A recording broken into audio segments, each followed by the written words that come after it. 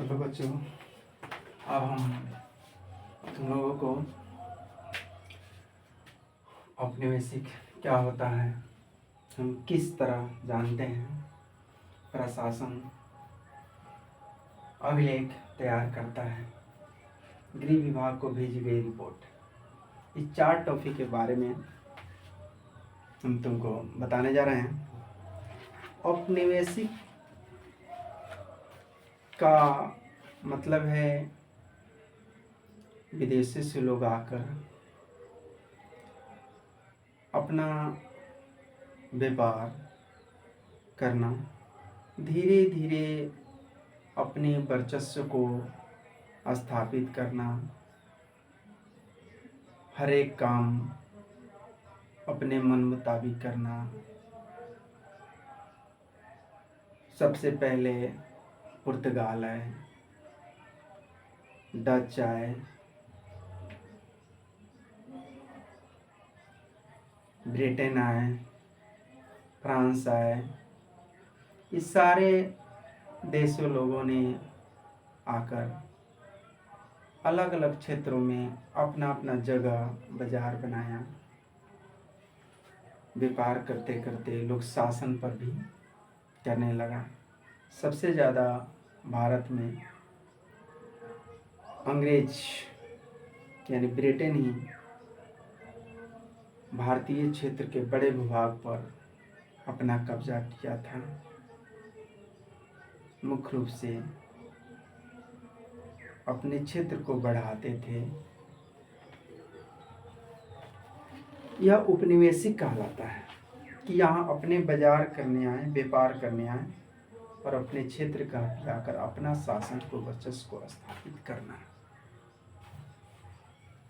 जगह जगह यही नहीं, भारत नहीं, अलग अलग जो भी अविकसित देश थे वहाँ पर जाकर लोग व्यापार करते थे, अपना अपना जगह को हाँकते थे, अपना अपना औपनिवेशिक बनाते थे। तो हम किताब में अंग्रेजों द्वारा देश में जीता जागता स्थानीय राजाओं को दबाकर अपना शासन स्थापित करना देखेंगे कि किस तरह उन्होंने अर्थव्यवस्था, समाज पर नियंत्रण करना, अपने सारे राजस्व को अपने पास वसूलना, यह महत्वपूर्ण फसलों की खेती करना, खरीद अपने मन मुताबिक खेती करवाना कि जिससे उन लोगों को ज़्यादा फायदा हो, कम पैसे देना। इस तरह मूल्य, मान्यता और मनपसंद रीति रिवाजों, जानकारी के बदलाव आए, क्योंकि वहाँ अंग्रेज आए तो वहाँ की सभ्यता, कल्चर, धीरे धीरे यहाँ के लोग उसके गुण अवगुण से रूबरू होने लगे। उसके सभ्यता में हम लोग ढलते चले गए। आज भी हम लोग उसी के बना बनाया बहुत सारा अभी कानून से लेके, नियम से लेके आज भी हम लोग चलते हैं। तो सामाजिक, आर्थिक, राजनीतिक, सांस्कृतिक, इस सारे क्षेत्र में बदलाव किया और ये बदलाव का ही कारण औपनिवेशिक कहलाता है। यह हमारे जानकार महत्वपूर्ण ढंग से नहीं करते कि इसलिए किताब को हम लोग अतीत यानी कई अतीतों क्षेत्रीय के नाम देकर छोटे छोटे उससे आगे हमें जानकारी प्राप्त होती है। हम किस तरह जानते हैं? जो भारतीय इतिहास में 28 साल का इतिहास लिखने के लिए ऐतिहासिक कौन से स्रोतों का इस्तेमाल किया, हम किस तरह जानते हैं? यहाँ हम अंग्रेजों ने 250 सालों का इतिहास वाय अपना सभ्यता कब आए, लिखना शुरू कहाँ पर क्या था, क्योंकि प्राचीन भारत में यहाँ की प्रशासन व्यवस्था कुछ ढंग में बदलाव किया और अपने तरीकों से कर कर लिखने का प्रयास किया। प्रशासन अभिलेख तैयार करता था। हम अभी भी जाते हैं, चाहे कोई भी गांव के जो भी अशिक्षित लोग हैं, वे लोग नहीं जानते, लेकिन उसका रिकॉर्ड जो है सरकार के हाथों में रहता है। आजकल जब बच्चे के जन्म के समय से ही बच्चे के रिकॉर्ड फाइल में दर्ज होता है, आंगनबाड़ी केंद्र से ही शुरू हो जाता है और वहीं से रिकॉर्ड पूरा प्रशासन अब अपना अभिलेख लोगों के लिए और इस तरह कैसे शासन करना है, किसको कैसे क्या करना है, तो अंग्रेजों द्वारा कैसे सरकारी रिकॉर्डों को साधन, अंग्रेजों को मान्यता, निजी चीज़ों लिखना बहुत महत्वपूर्ण, उसके लिए हर निर्देशक, हर योजना, नीतिगत फैसले, सहमति, जांच को साफ साफ लिखना जरूरी था।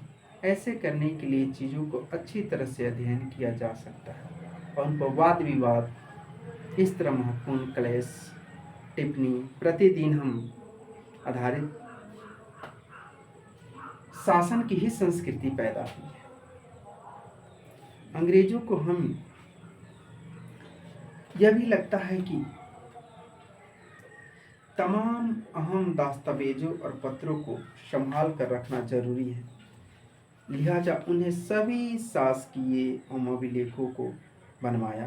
तहसील, दफ्तर, कलेक्टर, कमिश्नर के दफ्तर, प्रांतीय सचिवालय, कचहरी, सबकी अपने रिकॉर्ड रूम होते थे। महत्वपूर्ण दस्तावेज की बचाकर रखने के लिए अभिलेखागार, करवाई और संग्रहालय जैसो संस्थानों भी बनाए गए। 19वीं सदी की शुरुआत में प्रशासन की एक नई प्रशासक दूसरी सत्ता के पास भेजे गए पत्रों और प्रशासन आगे के अभिलेखों को देखते हैं।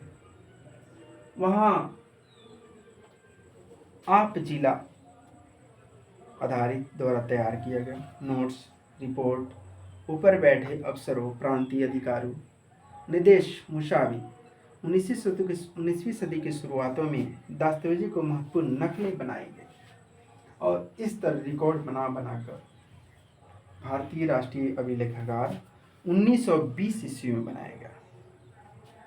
भारतीय राष्ट्रीय अभिलेखागार 1920 ईस्वी में बनाया गया, जब नई दिल्ली के प्रशासन निर्माण हुआ। राष्ट्रीय संग्रहालय के राष्ट्रीय अभिलेखागार दोनों ही वायसराय के निवासों नज़दीक में बनाए गए। इससे पता चलता है कि अंग्रेजों सोच में से संसाधन की कितनी भरी महत्व थी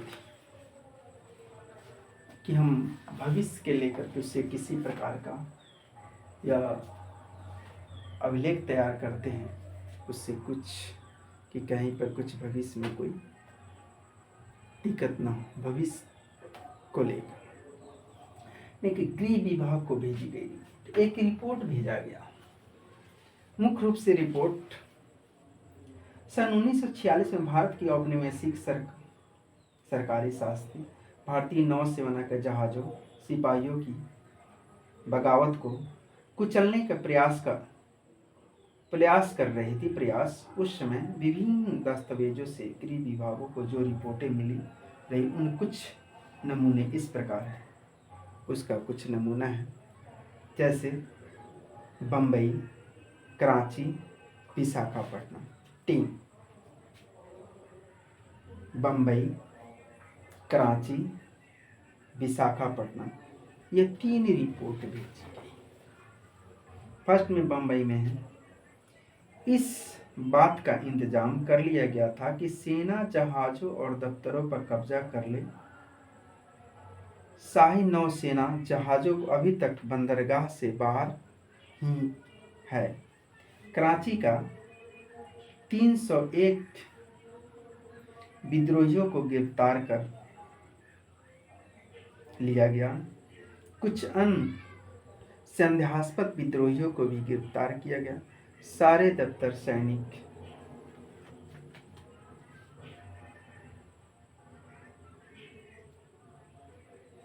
यानी तैयार, दफ्तर सैनिक निकासनी और में है, निवास में ही थे।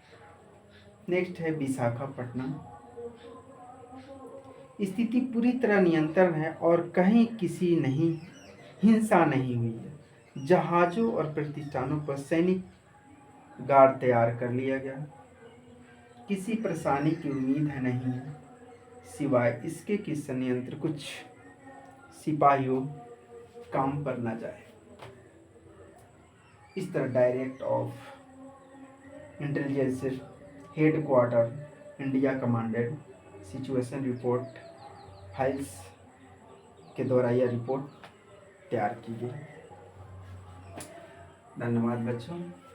फिर हम अगले वीडियो में इसी का पार्ट अगला कुछ जो भी सर्वेक्षण विभाग है महत्वपूर्ण है, धीरे धीरे कर एक एक पार्ट एक प्रश्न तुम लोगों को हम समझाने की कोशिश करेंगे। Thank you.